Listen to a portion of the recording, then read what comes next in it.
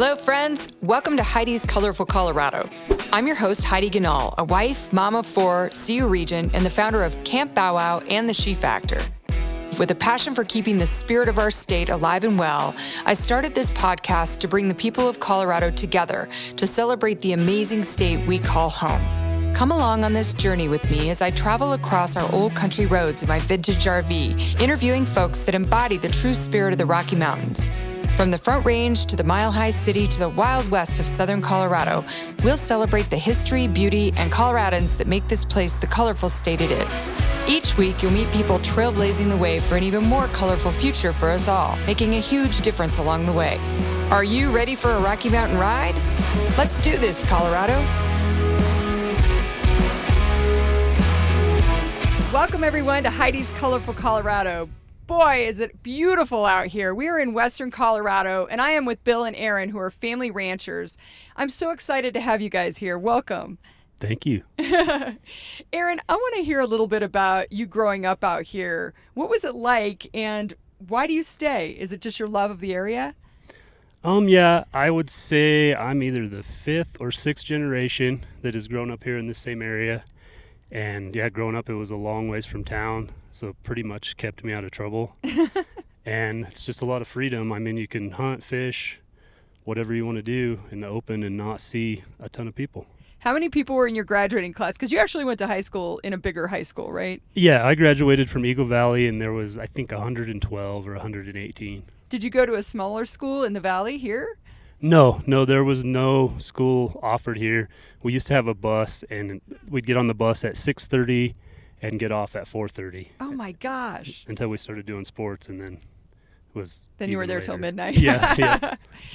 Aaron, what do you love best about living out here? Is it just all the things to do, or is it the beauty, or is it a combination? It's just really nice to be able. I have two kids of my own now, and to raise them here, and I work right outside the front door. So, and I can take my kids with me to work, and just all around good deal, I guess. That's pretty special. So tell me a little bit about your business too. We have a cattle ranch. We have 400 or 500 mother cows, and we run them here and on public ground on the national forest. And in the fall, we sell calves, and we raise a few for our own use, and we raise hay as much as we can, and it's pretty much a full-time job. And has every generation done that? Yes. As far as I know, that's my family or my distant relatives kind of settled here, and that's what they've all done is cattle ranching. Was it expected that you were going to stay in the family business? I think they just thought I wasn't smart enough to do anything else. Aaron, I've talked to you a little bit. I know that's not true. Do you think your kids will? My son's in kindergarten, and he says he will, but that's a long ways away. So if he wants to, that's fine. And if he wants to pursue something else, that's good too. I don't know. I liked dogs when I was in kindergarten and wanted to have a dog walking business and ended up with Camp Bow Wow. So maybe it'll play out right. Might work out. Now, do you guys keep any of the cows as pets or no? No. That doesn't work very well. They're not very good pets. I've seen pictures of them, not at your place, but rambling into the house or doing something naughty. But Yeah. No pets really. Okay. Do a lot of the kids do 4-H, and do they grow up in that environment? Yeah. Yep. The Eagle County Fair is going on right now, and we always had steers, and I liked to take pigs because they're easy, but my sister liked sheep, and yeah, it was a big deal. I mean, helped pay for college and stuff. So that's good. Yeah. I know there's a lot of kids in Colorado that are involved in 4-H. It teaches you a lot of good things and creates community too. A lot of responsibility and some business. I mean, you have to try to make a profit. So it's a good. You don't learn that in school anymore. So that's a good point. We're trying to change that, especially as a region. I'm trying to change that. All right, Bill, it's your turn. So tell us a little bit about growing up here and what it was like. Well, I was born here in '54, I guess, and have lived here all my life. My parents weren't very wealthy. It was pretty slim, but we didn't know any better because everybody else was in the same shape we were. And it's all I've ever done is lived here. And do you still keep in touch with the same families that you grew up with? Are most of them still here? A big part of them are still in the valley. I got 4 brothers and 2 sisters, and all of them but one live within 50 miles of here probably. Oh, that's fantastic. Do you guys have any special traditions that you still do that you did as a kid? Not really, not that I can think of. We always try to celebrate the 4th of July somewhere, and Do you? that's about it, I guess. Try to go on a camping trip in the summer, but sometimes we don't make it. This is like camping. It's beautiful out here. Right. For those of us that live on the Front Range, this is camping. Bill, tell me a little bit about the business side too. How is it the same as it was back then, or have things changed a lot as far as regulations or what's happening in the industry? Well, we're more regulated, and I think most of the ranches were smaller ranches back when I was growing up. Really? And they've consolidated or had to grow to make it in this day and age. You know, it takes more to live than it did then. And other than that, I think it's about the same. Everybody tried to raise cattle. They used to have to ship them on the train either to Denver or Omaha, and now we use trucks, and they have the video auctions where it gives you more options of selling rather than just taking one shot at the sale barn when you get there. And other than that, I think it's all about the same, other than we've got a lot more regulations on public ground and just everything, you know, we're regulated more. What do you guys like to do for fun out here? Do you hunt, fish? Well, we hunt, fish, just go look at the country, go for a drive on Sunday and look at some of the beautiful country in Colorado that we haven't seen. Yeah, that's, this is my first visit to this part of Colorado, and oh my gosh, it's just an amazing drive. I think I almost wrecked the car a few times because I got caught looking at the different scenery, especially the Colorado River, which, you know, water's really important in Colorado. Is that an issue in this area? Well, yes and no. We got water rights, most ranches that were established a long time ago, and we are a little concerned about people wanting to take our water rights, and we're outvoted in the state on most anything we want to do, you know, so if they decide to do something, we'll have to fight it, I suppose. But So Bill and Aaron, tell me a little bit about what it's like to live this lifestyle versus those folks on the Front Range that just moved to Colorado and they don't really know about the history of ranching here in Colorado and how important it is to our state, and not only industry-wise, but just the spirit of Colorado, right? Right. It's just interesting because when you do meet people they've just moved here or have lived on the Front Range their entire life, they don't really have any concept of agriculture or where meat or any of their farm produce comes from. And you talk to, like last summer I spoke to a kid that was pretty sure that cows drank way too much water and it was terrible for the environment, and I tried to explain to him that that's basically our main objective, is to take care of our ecosystem because that's our livelihood and our business. All right, you guys, everyone who comes on the podcast, I love to ask these two questions, and I get a wide variety of answers. So when people ask you, if you go out of state or on a trip, why you live in Colorado, even to this day, what do you say? Well, we just really like the beauty and the nature that we live in here, and it's really nice. And those of you watching on video can actually see it in the background. It's amazing. It's gorgeous. But it's also beautiful people, too, and a beautiful community. Right, yeah. Very family-oriented, and we're related to almost everyone around. So. Big family celebrations. Yeah, it's really comfortable. I mean, you're never really worried about what's going on around you. That's a good point. All right, Bill, what do you say? Does anybody ever ask you why you love living here? I don't believe I've been asked that question until just now. I guess we like the beauty, we like the lifestyle, and born and raised here, so I don't know anything else. That's a good reason to stay. Let me tell you, it's pretty awesome out here. I wouldn't leave if I were you either. Thank you. Bill, before we hand it off to Aaron, tell me what the most Colorado thing you've ever done is, and this should be an easy one out here. Well, I guess it would be for the younger people, but I've never done that thing that stays in Colorado for 30 days. So. I don't know. I guess just living here and I don't know. I guess raising just cows. Everything, yeah. Raising cows and fishing and hunting and camping and just enjoying the scenery. That's pretty good. That's pretty Colorado.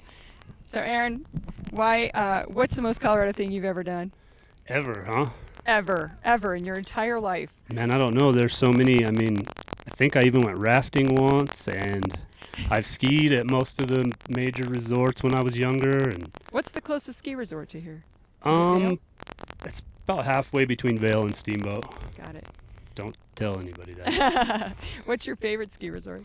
I haven't probably skied in 20 years, but I used to like to go to Beaver Creek. Yeah, it's beautiful. Yeah, it is nice. Well, thanks you guys for joining me here, and thanks for having me out at the ranch. It's been awesome. I don't know if I want to leave, especially to go back on I-70 in the traffic. Ooh! But I really appreciate your time, and I look forward to coming back for a visit. Thank you. Susan, Julie, Ivy, tell me a little bit about what it's like to live out here. Well, it is. It's fun. It's challenging. We have a lot of challenges that people in town don't have. It's a long ways to get to town, but we love it out here. It's quiet, and we work, and we love it here. Well, I think one of the neatest things was actually knowing that we don't have service out here on the phones about an hour away, right? And it's actually really nice. My phone hasn't buzzed at all. It's beautiful. It is. It's very different lifestyle than most people know. Susan, tell me a little bit of history about your ranch and how it evolved and what's different today than it used to be. I was born and raised over at Avon, which is now the Eagle Vale Valley, and all the ski areas and the recreation and millions of people and people. We ranched there until 1982, at which time we just decided we couldn't do it there anymore, so we relocated our ranching operation here in the northwest corner of Eagle County, and my parents and I have worked here. We started out with one ranch, and through the years we've added others, so we have quite a large operation now. And my dad passed away 7 years ago, and my mom is 89, and she lives just up the road a ways, which is really nice.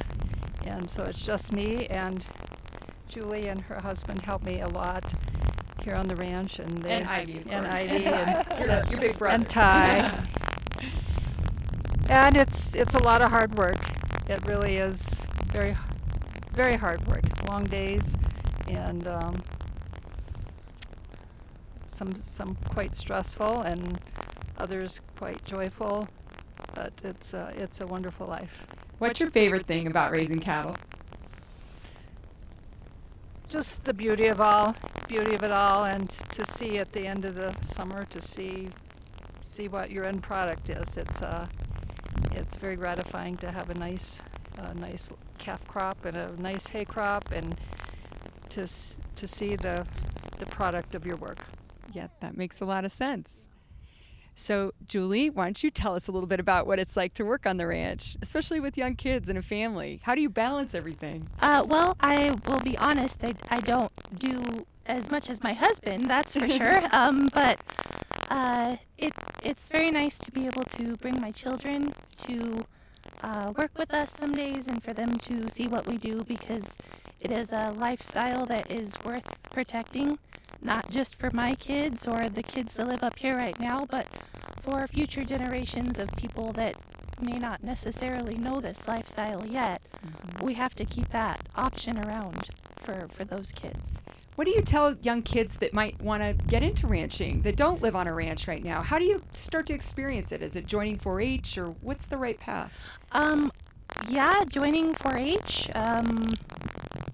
I'm not sure what some of those paths may be, but if you're a young kid, you know, a teenager, or you're able to get yourself around, go maybe intern for some of these places. Mm-hmm. And learn what it's about, because that's what will protect this for the future. Yeah, I agree. And ranching's so important to the state of Colorado and to our history and to our future too. So I'm glad you're doing this. Ladies, I'm going to ask you the questions that I ask everybody. When folks from out of state ask you, or friends, family ask you why you love living here, why do you love living in Colorado? It's beautiful. It has a lot of experiences that other places just don't have, mm-hmm. and it is gorgeous. Yeah, and it's a great place to raise kids, yes. as evidenced by what Ty told us. Yes. Susan, go ahead and tell us why you love living in Colorado. I love living in Colorado because it is my home. It was my dad's home, my mom's home, generations before me, it was home. So my roots are very, very deep here. I wouldn't live anywhere else, and I will probably die here. So, Well, yeah. you have an amazing place, and I'm so grateful that you spent some time with me Lovely. here. Thank you for coming up. Okay, ladies, we're going to end on the big question. What's the most Colorado thing you've ever done? Julie? Fishing on a Sunday afternoon. That's about it. Yeah. Did you catch anything, I hope? Well, not here lately, but we have, yes.